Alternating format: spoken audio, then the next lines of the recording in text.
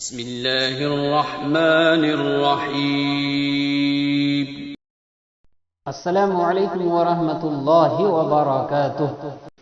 بدلہ لینے کی نہیں، بدلاؤ لانے کی سوچ رکھیے صاحب۔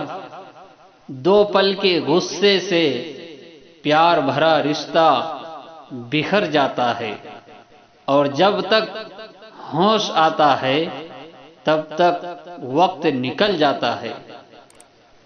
نبی کریم صلی اللہ علیہ وسلم نے فرمایا، اللہ تعالی کے نزدیک سب سے افضل نماز جمعہ کے دن فجر کی نماز جماعت کے ساتھ ادا کرنا ہے۔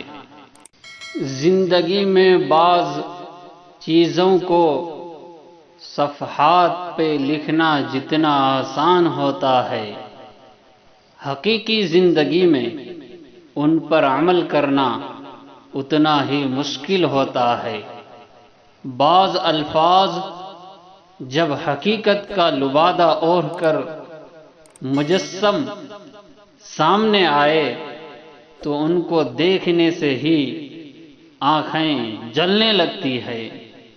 ان کو چھو کر محسوس کرنا تو بہت دور کی بات ہے۔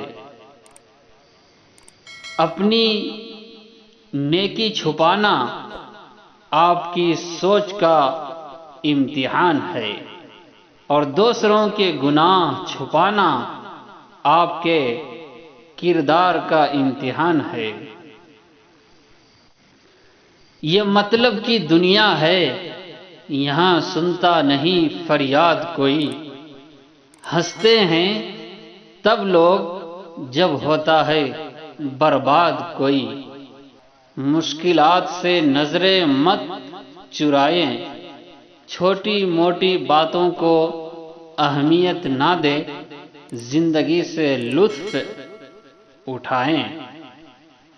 لوگ جتنی کڑی نظر مسجد کے امام اور مؤذن پر رکھتے ہیں، اگر اتنی کڑی نظر اپنے گھر کے بچوں اور بچیوں پر رکھتے تو برائیوں کا خاتمہ ہو جاتا۔ نماز ادا کریں، کیونکہ ہمارے پاس جینے کے لیے کچھ رہے نہ رہے، مرنے کے لیے تو کچھ ہونا چاہیے۔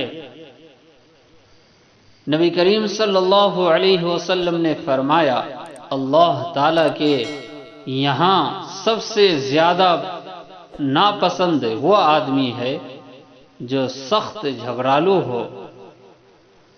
اچھا ساتھی وہ ہے جسے دیکھنا تمہیں خدا کی یاد میں مصروف کر دے، جس کی گفتگو تمہارے علم میں اضافہ کرے، اور جس کا عمل آخرت کی یاد دلائے۔ زندگی میں چاہے ہم دنیا کے عظیم ترین انسان ہی کیوں نہ بن جائیں، دوسروں کا طنز اور حقارت یا تو ہمیں ناکامیوں کی تاریکیوں میں دھکیل سکتا ہے، یا پھر ہمیں کامیابی و کامرانی کی جانب گامزن کر سکتا ہے۔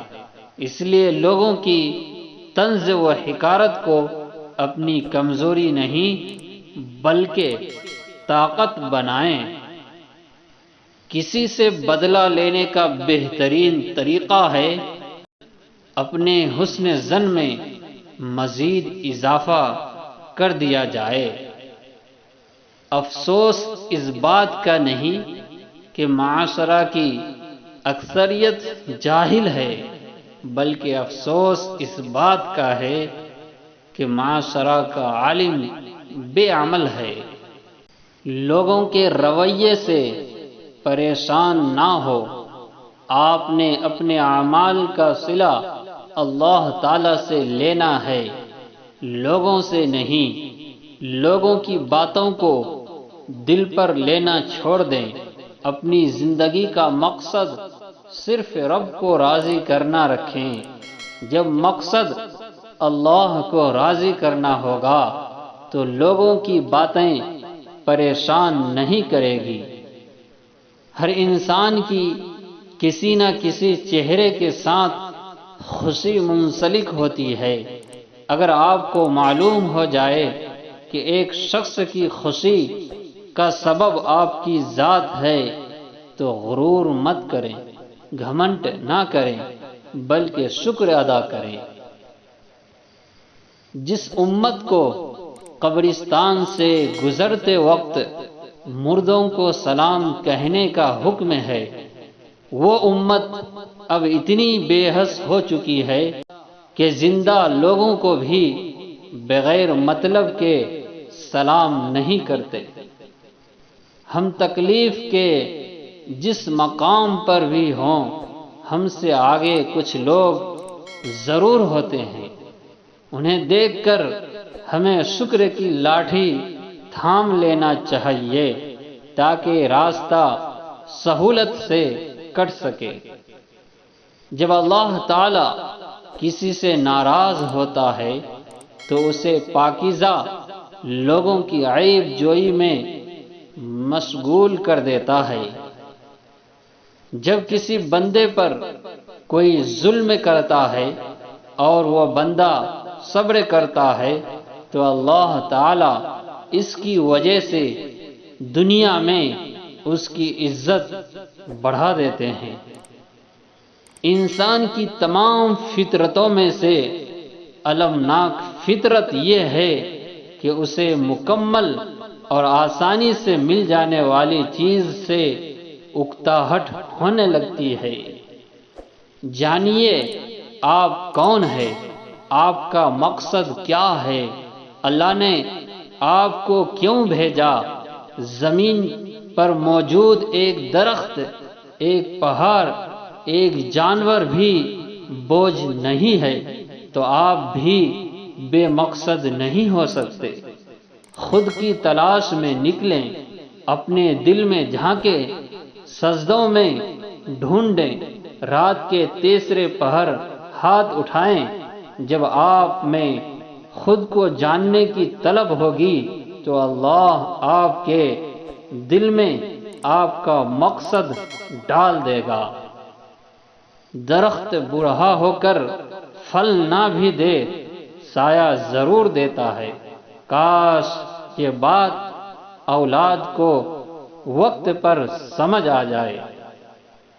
فضول خرچ کرنے سے پہلے ان لوگوں کا ادھار اتار دیں جنہوں نے آپ کو اچھا انسان سمجھ کر ادھار دیا تھا۔ خود کا مقابلہ کسی سے نہ کرو، آپ جیسے ہو بہترین ہو۔ جب ہم کسی کو اپنی زندگی کا چاند بناتے ہیں تو وہ ہمیں تارے ضرور دکھاتا ہے۔ دنیا بہت عجیب ہے، جب تک چلنا نہیں سیکھا ہوتا تو کوئی گرنے نہیں دیتا، اور جب چلنا سیکھ لیا جائے تو قدم قدم پر لوگ گرانا چاہتے ہیں۔ زندگی کی الجھنیں سلجھ جاتی ہے، اللہ تعالی راستے نکال دیتا ہے۔ اس کی حکمت ہماری سوچ سے بہت آگے ہے۔ ضرورت صرف یقین کی ہے، ایمان کی پختگی کی ہے۔ مشکل وقت میں اللہ پر توکل کریں کہ جیسے موسم بدلتے ہیں، رات اور دن بدلتے ہیں، ایسے ہی مشکل بھی آسانی میں بدل جائے گی۔ خوبصورت لوگ لازمی نہیں کہ اچھے ہوں، لیکن اچھے لوگ ہمیشہ خوبصورت ہوتے ہیں۔ کچھ لوگوں کے ساتھ خون کا رشتہ بھی نہیں ہوتا مگر اپنوں والی خوشبو ہوتی ہے۔ دراصل رشتے خون کے نہیں احساس کے ہوتے ہیں۔ ان لوگوں کے ساتھ تو گزارا ہو سکتا ہے جن کی طبیعت خراب ہو، مگر ان کے ساتھ نہیں جن کی تربیت خراب ہو۔